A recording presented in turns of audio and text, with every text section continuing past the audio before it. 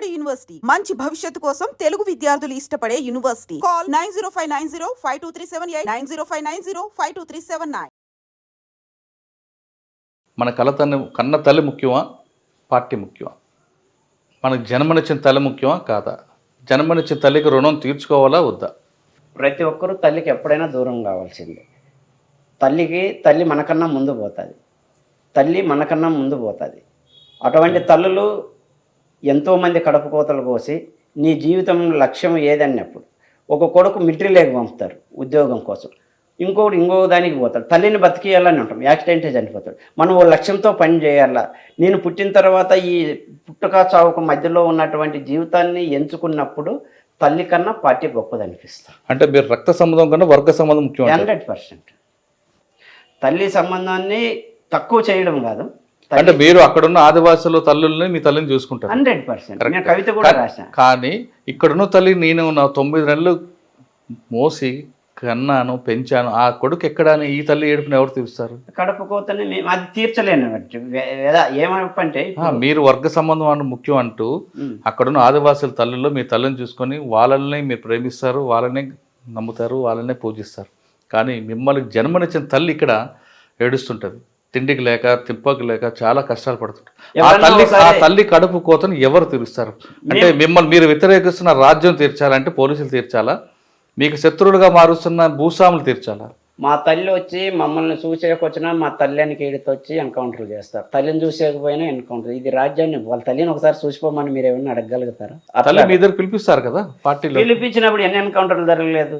మౌనిక చిన్న పాప నల్గొండ జిల్లాలో దివాకర్తో పాటు ఎన్కౌంటర్ అయ్యి కదా. అదే అంటున్నాను ఇప్పుడు కూడా నేను. ఆ తల్లి కడుపు కోతని ఎవరు తీరుస్తారు? ఎవరు తీర్చలేరు. లక్షలాది మంది. ఇప్పుడు కొంతమంది అజ్ఞాతంలో ఉన్న తల్లులు ఇప్పటికీ బాధపడుతున్నారు, తండ్రులు బాధపడుతున్నారు, కట్టుకున్న భార్యలు బాధపడుతున్నారు.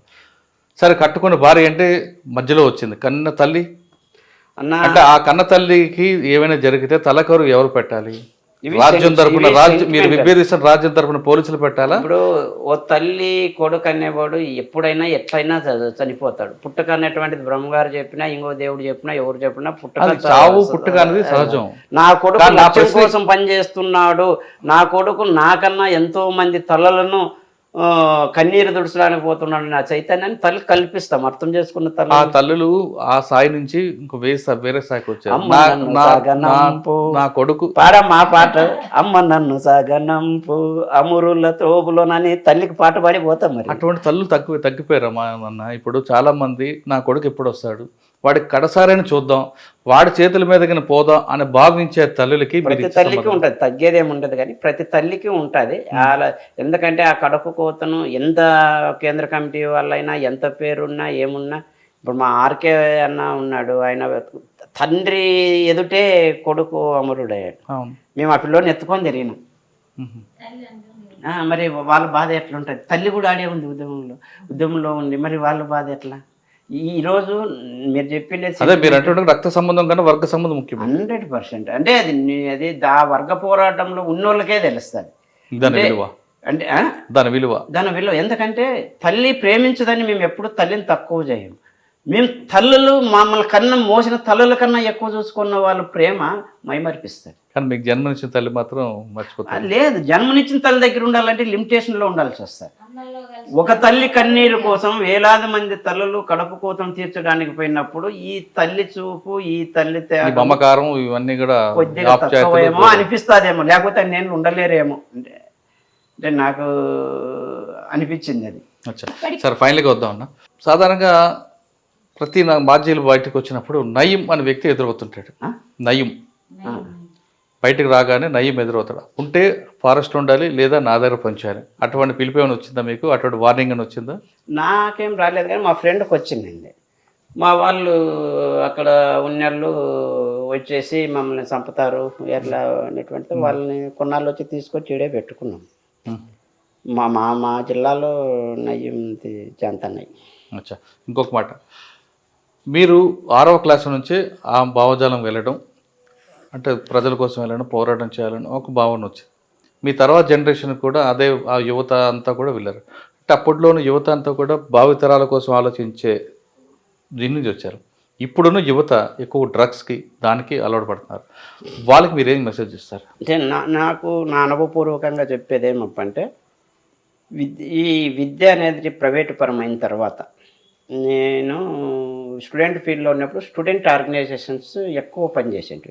విద్యార్థి అనేటువంటి వాడు ఇంటర్మీడియట్ నుంచే ప్రజలకు ఏదో చేయాలనేటువంటి ఉత్సాహం ఉల్లాసం ఉండేది. ఆ చైతన్యం లోపించింది. అంటే డ్రగ్స్ కానీ ఇవన్నీ రావడానికి ప్రజలకు ఏ పార్టీలో ఉన్నటువంటి విద్యార్థి సంఘం అని కూడా ఒక నాయకుడిగా ఎదగడానికి ఒక మంచి లక్షణాలు ఏర్పడడానికి కావాల్సినటువంటి దాన్ని బ్యాన్ చేసినది. ఉదాహరణకు రాడికల్ విద్యార్థి సంఘం గవర్నమెంట్ రాజ్యం అనేది అంటే రాడికల్ విద్యార్థి సంఘాన్ని బ్యాన్ చేసి లీడర్లు లేకోకుండా అంటే మేలైన విత్తనాలు అంటామే అవి యూనివర్సిటీల నుంచి వచ్చేటువంటి క్యాడర్ని రానికోకుండా చేసినారు. అట్లా ఆ విధంగా విప్లవాలకు నాయకులను తయారు చేసేటువంటి ఫ్యాక్టరీని మూతేసినారు. అదేవిధంగా ఈ ప్రైవేటైజేషన్ వచ్చిన తర్వాత ప్రైవేటు స్కూల్లో వచ్చిన తర్వాత ప్రైవేటు స్కూల్లో కావాల్సినటువంటి ఏ అవినీతి జరిగిన ప్రశ్న ఇది లేకోకుండా పోవడము, ఒక దేశం పట్ల కానీ మనుషుల పట్ల కానీ ఆలోచించేటువంటి ధోరణి కాదనేసి తన వ్యక్తిగత వ్యసనాలు ఇవన్నీ రావడం అనేది చాలా దుర్మార్గం. అంటే విద్యను ప్రైవేటీకరణ చేయడం వల్ల వచ్చిన అనర్థం ఏంటంటారు? విద్యని ప్రైవేటీకరణ చేయడం వల్ల వచ్చిన అనర్థం. ఓకే అక్క, మీరు చెప్పండి. చాలా మంది చిన్న చిన్న విషయాలకు ఆత్మహత్య చేసుకుంటారు, ముఖ్యంగా మహిళలు. వాళ్ళకి మీరు ఇచ్చే మెసేజ్ ఏంటి? మన జీవితం కంటే ఆ చిన్నది సమస్య గొప్పది కాదు, మన జీవితాన్ని చూసుకోవాలి. ప్రతిదీ చాలా ఆటుపోట్లు వస్తుంటాయి, ధైర్యంగా ఎదుర్కొంటూ పోవాలి. కానీ ఈ సమస్య వచ్చిందే ఇంకా నాకు ఇంకా లైఫ్ లేదని అనుకోకూడదు, అది దాటుకుంటూ పోవాలి. ముళ్ళు కుచ్చుకుంటుంది, ఆ ముళ్ళని తీసేయాలి అంతే. అది మనసుకైనా కావచ్చు, శరీరానికైనా కావచ్చు, ఏదైనా కావచ్చు.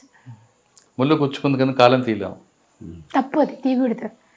దాన్ని వీలైనంత వైద్యం చేసుకోవాలి, ముందుకు పోవాలి. ఇప్పుడున్న యువత చెడు మార్గం పట్టడానికి ప్రధాన కారణం విద్యని ప్రైవేటీకరణ చేయడం అంటున్నారు రాజారాం గారు. ఒకప్పుడు దేశభక్తి, గురువుల పట్ల భక్తి, తల్లిదండ్రుల పట్ల భక్తి ఉండేది. ఇప్పుడు ఈ మూడు లేవు. ఇప్పుడు కేవలం విలాసాల వైపు ఎక్కువగా కనిపిస్తున్నారు. దానికి ప్రధాన కారణం ఎక్కువగా పాశ్చాత్య పోకడలు ఈ విద్య ప్రైవేటీకరణ చేయడంలోనే జరుగుతుందంటూ రాజారాం గారు చెప్తున్నారు.